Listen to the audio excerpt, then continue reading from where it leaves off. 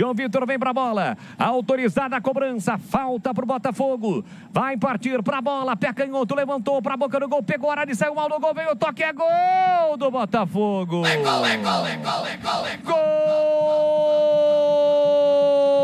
Gol do Botafogo. Botafogo.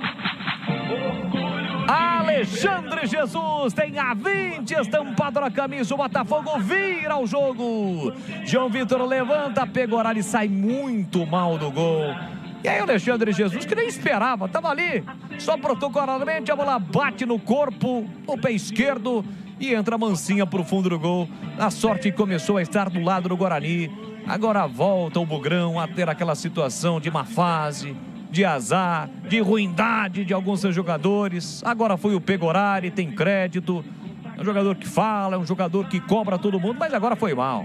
E aí o Alexandre Jesus nem teve tanta intenção, mas meteu lá dentro. O Botafogo vira o jogo aos 51 minutos do segundo tempo, tá registrado. Botafogo 3, Guarani 2, e o detalhe do gol, Catarino. Eu já trabalhei com grandes goleiros na minha carreira e todos eles diziam a mesma coisa. O goleiro tem que sair com a certeza de que vai fazer alguma coisa, né? O Pegorari acabou errando na saída de bola, não alcançou nada. E aí a bola bateu na canela do Alexandre Jesus e foi para as redes. Quinto gol dele no campeonato, vira o Botafogo 3-2.